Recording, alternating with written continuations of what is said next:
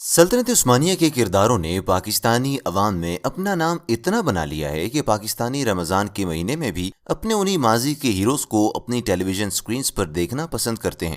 پہلے جہاں رمضان کے مہینے میں ہمارے میڈیا پر رمضان ٹرانسمیشنز کے نام پر اس مقدس مہینے کی دبے الفاظ میں توہین کی جاتی تھی، اب وہیں ہماری پاکستانی عوام ایک مکمل اسلامی اور ہماری تہذیب اور مسلمانوں کے دلوں میں جہاد کا جذبہ پیدا کرنے والے ڈرامے عثمان غازی کو اپنے دلوں میں جگہ دے چکی ہے۔ ویسے تو سلطنت عثمانیہ کی بنیاد سلیمان شاہ کے بیٹے ارطغرل غازی نے رکھی تھی، لیکن یہاں پر آج ہم آپ کو یہ بتائیں گے کہ سلطنت عثمانیہ کی بنیاد حقیقی معنوں میں کس نے رکھی تھی، اور یہ بھی بتائیں گے کہ کیا اس کے ساتھ تاریخی طور پر عبد الرحمن اور ترگت سامسی جیسے بڑے بڑے نام بھی تھے یا نہیں تھے۔ تو مزید ڈسکشن سے پہلے ویڈیوز کو لائک کر دیں اور چینل کو سبسکرائب بھی کر دیں اور ساتھ گھنٹی کی علامت کو بھی دبا دیجیے۔ ناظرین، خلافت عثمانیہ کا اصل معنوں میں بانی ارطغرل غازی کا پوتا اور عثمان غازی کا بیٹا اورحان غازی تھا۔ ترک اسے آرخان بھی کہتے تھے۔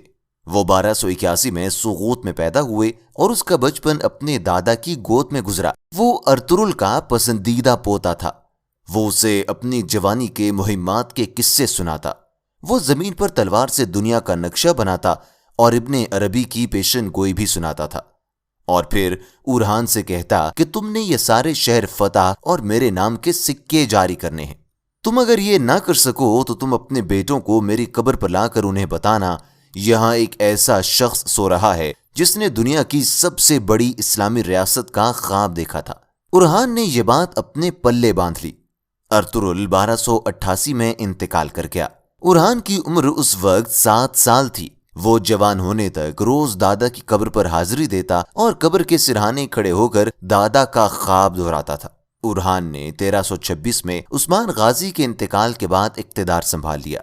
عثمانی سلطنت اس وقت سوغوت سے شروع ہوتی تھی، کچھ 100 کلومیٹر بعد بورسا پہنچ کر ختم ہو جاتی تھی، لیکن اورحان نے اس کے باوجود نہ صرف اپنا سکہ جاری کیا بلکہ اپنی ریاست کا آئین اور قانون اور بیوروکریٹک سسٹم بھی بنا لیا تھا۔ یہ اورحان تھا جس نے اپنے دادا ارطغرل کی داستان لکھوائی اور اس کے نام کا سکہ جاری کیا۔ یہ وہی سکہ تھا جو آگے چل کر ڈرامہ سیریل ارطغرل کا محرک بنا۔ اورحان نے ریاست کو مختلف صوبوں اور ضلعوں میں تقسیم کیا اور ہر ضلع دار کو مختلف رنگ کا جھنڈا دے دیا۔ ان جھنڈوں کی وجہ سے اس کے ضلع سنجاق کہلاتے تھے۔ اس نے ضلع داروں کو اپنی فوج بنانے، علاقے فتح کرنے اور ٹیکس جمع کرنے کا اختیار بھی دے دیا۔ اس حکمت عملی کی وجہ سے اس کی فوج بھی مضبوط ہو گئی اور عوام بھی خوشحال ہو گئے۔ اس نے بے شمار مسجدیں، مدرسے اور کاروان سرائے بنائے اور وہ ایشیائی کوچک کا پہلا حکمران تھا جس نے بورسا میں یونیورسٹی بنائی تھی۔ اورحان کے بعد اس کا بیٹا مراد اول سلطان بنا اور اس نے سلطنت عثمانیہ کو حقیقتاً سلطنت عثمانیہ بنا دیا۔ مراد 30 سال حکمران رہا۔ وہ ان 30 برسوں میں 24 سال میدان جنگ میں رہا۔ اس کا ریکارڈ تھا کہ اس نے کوئی جنگ نہیں ہاری تھی۔ آپ قدرت کا انعام دیکھیے کہ ارطغرل کے پاس خیمہ لگانے اور گھوڑا باندھنے کی جگہ نہیں تھی، لیکن پھر اس کی نسل میں ایک ایسا وقت آیا جب 3 براعظموں پر ان کی حکومت تھی۔ ان کا جھنڈا چین اور روس کی سرحد سے لے کر ویانا اور ایران، عراق، سعودی عرب اور شام سے ہوتا ہوا مصر تک جاتا تھا۔ ارطغرل کی نسل کے ایک بادشاہ سلیمان دی گریٹ کی سلطنت 20 لاکھ مربع میل تک پھیلی ہوئی تھی۔ یہ ہوتی ہیں اللہ کے دین کے راستے میں نکلنے کی برکتیں۔ اسے کہتے ہیں اللہ جب رحم کرنے پر آتا ہے تو پھر وہ چرواہوں کی نسلوں کو قوموں کا تاج بنا دیتا ہے۔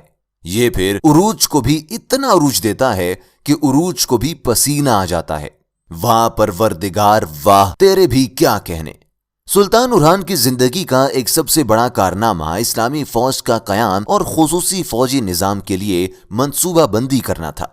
فوج کو کئی اکائیوں میں تقسیم کیا گیا تھا۔ ہر یونٹ میں 10، 100 یا 1000 فوجی تھے۔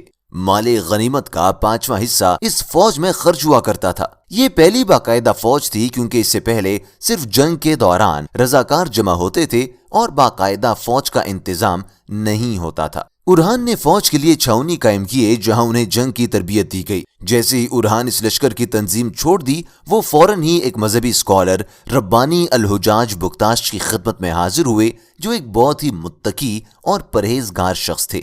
اورحان نے اسے بھلائی کے لیے دعا کرنے کو کہا تو اس نے اپنا ہاتھ ایک سپاہی کے سر پر رکھا اور دعا کی کہ اللہ اسے بندہ بنائے اور اپنی تلواریں تیز اور تیز بنائے۔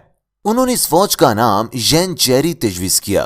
اس نئی فوج کا جھنڈا اس پر ہلال کے ساتھ سرخ تھا۔ ہلال کے نیچے ذوالفقار نامی ایک تلوار تھی جو حضرت علی کی تلوار کا نام تھی۔ سلطنت کو مستحکم کرنے کے لیے اورحان نے اصلاحات اور ترقی پر توجہ دی۔ اس نے سلطنت کی تنظیمیں نو کی اور اس کی فوجی طاقت میں اضافہ کیا۔ انہوں نے مسجد تعمیر کی اور تعلیمی ادارے کثرت سے قائم کیے۔ انہوں نے ان اداروں کے نگہبان بہترین سکالرز اور اساتذہ کو مقرر کیا۔ ان سکالرز کو بڑی عزت و احترام سے منعقد کیا گیا۔